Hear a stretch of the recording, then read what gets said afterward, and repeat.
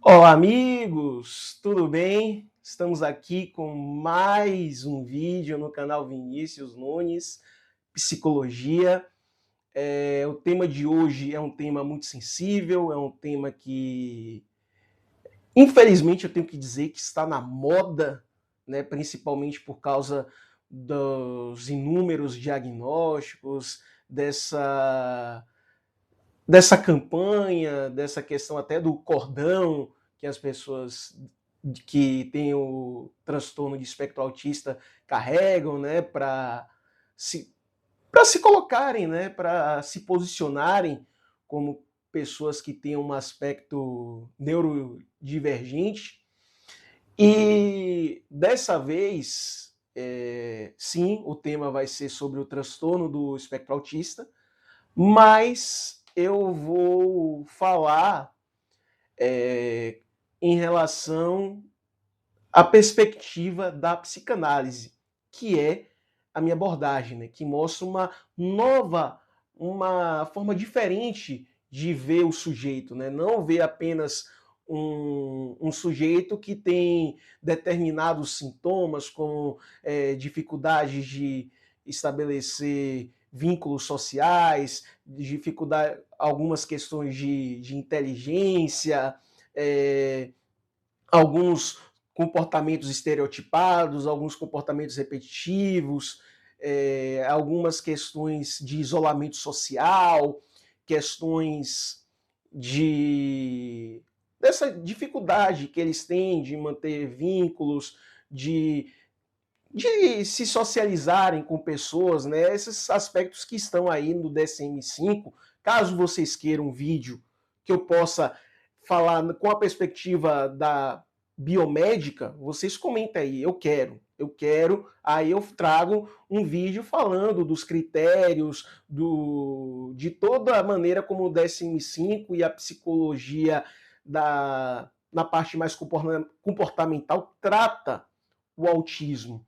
Mas nesse vídeo eu vou trazer uma outra forma, né? Como eu disse, a forma psicanalítica. Enfim, o que Freud e Lacan dizem sobre autismo? Vou começar por Freud, né? Freud não diz nada.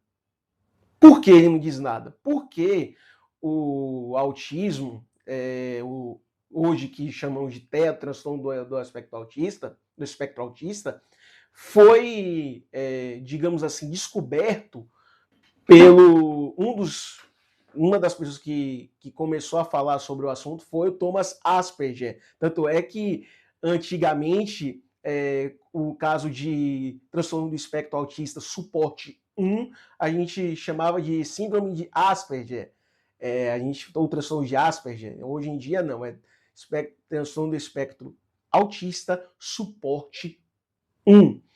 E esses estudos começaram nos anos 40, ou seja, no final da vida de Freud. Então, Freud não se remeteu a esse assunto, né? Então, mas apesar disso, apesar de não falar com o termo autismo ou TEA, Freud tratou essas questões, né, com outros termos, até porque sempre tivemos casos de transtorno do espectro autista, sempre teve na sociedade. Não é porque os olhares agora estão mais atentos que isso começou agora. Não, como eu já disse em um vídeo anterior sobre a questão do transtorno da moda, ou a questão da contemporaneidade, esses transtornos sempre existiram. O que muda é como a sociedade olha para eles. Então, sempre existiu. No caso, Freud dizia que essa pessoa tinha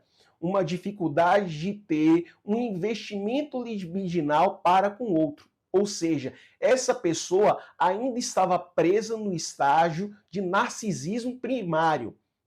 Portanto, por isso que essa pessoa tinha esses problemas de socialização, de comunicação, e entre outros aspectos que engloba também a questão da inteligência, a questão de hábitos, que são questões muito marcantes dentro da pessoa de espectro autista. Então, o Freud falava da questão da pessoa que está presa dentro do aspecto do narcisismo primário, né?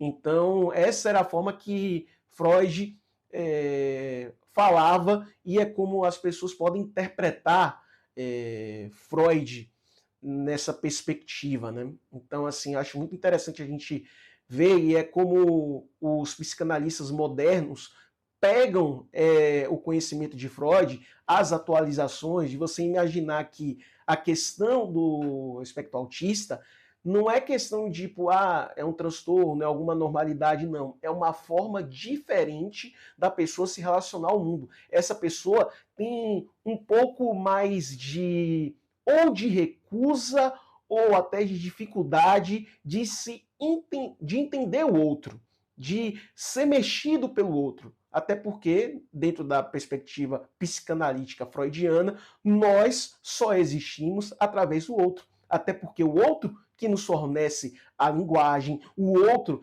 que fornece o aprendizado, né, do que a gente faz, como comer, se vestir, todas as profissões, tudo, tudo que sabemos, pegamos do outro. Até a questão de exercer a criatividade, nós exercemos porque vimos outras pessoas exercendo aquilo. Entendemos que temos uma certa liberdade de criar, mas só criamos porque outros criaram. Então, a psicanálise traz essa questão. E no caso das pessoas que têm TEA, eles não se comunicam da maneira habitual. Eles não se apresentam de maneira usual. Então, a clínica psicanalítica faz com que o objetivo dela é entender como essa pessoa se comunica, é entender como essa pessoa se coloca no mundo. O objetivo é, essa pessoa tem uma patologia, a gente tem que colocar ela para viver em sociedade desse modo. Não. Sabemos que temos uma sociedade, que temos uma exigência, mas no campo do atendimento psicológico dentro da psicanálise, nós buscamos entender como é que esse ser humano funciona, como é que ele se localiza no mundo. Então, Lacan, o Jacques Lacan, que é um discípulo de Freud, apesar de não é um discípulo propriamente dito, é uma pessoa que veio depois de Freud e que é muito importante para a psicanálise, né? Todo mundo que conhece psicanálise, obviamente, conhece Lacan. Fala que o sujeito de TEA, não diretamente, mas de forma indireta, ele fala que é uma pessoa que não conseguiu, ou então não simboliza a linguagem da mesma forma que as pessoas que não têm TEA, né? No caso, as pessoas neuróticas, digamos assim. Então, a forma de simbolizar é diferente, a forma de se comunicar é diferente. Ele tem um entendimento das coisas diferente e se expressa de uma maneira diferente. Então, cabe ao analista buscar essa compreensão, buscar esse entendimento. Então, a psicanálise traz para a sociedade é que a pessoa que tem TEA é uma pessoa que muitas vezes não é compreendida, não é escutada, porque as pessoas não estão acostumadas a escutar ou a se comunicar com pessoas com TEA. É muito difícil ter esse tipo de sensibilidade. Então, é importante que o analista seja esse porto seguro, porque é muito difícil para quem tem TEA suportar todas essas questões. Muito difícil para ela entender que as pessoas não entendem. Imagine você ter uma visão de mundo, se constituir como ser humano e as pessoas te olharem de um jeito diferente, as pessoas não compreenderem como você é, principalmente aqueles que têm suporte, TEA do suporte 2, que é um estágio que você precisa de maior ajuda, e o suporte 3, que é de total dependência. O suporte 1 ainda consegue ter um pouco desse entendimento, porque normalmente são pessoas com uma inteligência muito elevada, né? Então, assim, Elas já têm um entendimento que elas funcionam de maneira diferente, que as pessoas não entendem e, ao mesmo tempo, ela tenta se adaptar, apesar de saber que há alguma falha, né? Então, para essas pessoas do suporte 1, tem uma maior facilidade em compreender, mas mesmo assim há uma dificuldade. Para as pessoas de suporte 2 e 3, é ainda mais difícil. Por isso, é importante que um analista se coloque como uma pessoa diferente, porque a sociedade está caminhando, não vou dizer que não, está caminhando, são inúmeras campanhas de conscientização. Tem até a torcida do Corinthians, que fica ali no estádio, Neoquímica, na Neoquímica Arena, tem um grupo de torcedores autistas do Corinthians, que fica lá no setor, em frente às câmeras de TV, que aparece logo o bandeirão, e é um pessoal que se manifesta bastante, é muito importante no futebol. Ou seja, essas pessoas estão tomando os espaços, a gente está sabendo, a gente tem um debate, a gente está buscando uma melhor compreensão, mas ainda estamos caminhando. Então, é um debate longo, é um debate que tem muita controvérsia, mas nós, como seres humanos, precisamos, não agora, saindo um pouco do lado analista, do lado psicólogo, como humanos, precisamos buscar uma maior simpatia, uma maior sensibilidade para enxergar essas pessoas, não é? Então, só quero falar duas coisas antes de encerrar o vídeo. Primeiro, eu queria dar uma dica de filme.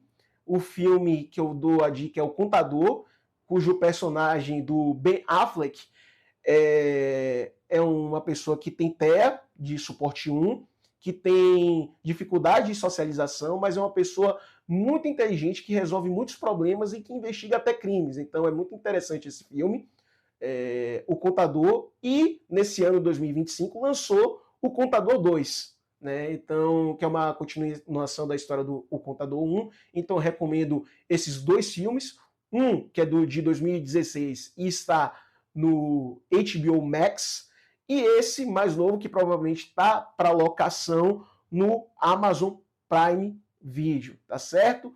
E antes de encerrar aqui, eu peço para vocês, caso vocês tenham gostado desse vídeo, curtam, apertar no like, né? Deem um like no vídeo, compartilhem, né? E caso você não tenha se inscrito no canal, se inscreva, ative o sininho para receber as notificações e principalmente espalhe, né? Espalhe esse canal para os seus amigos, porque estamos muito perto da marca de 500 inscritos e estamos querendo bater essa marca o quanto antes, tá certo?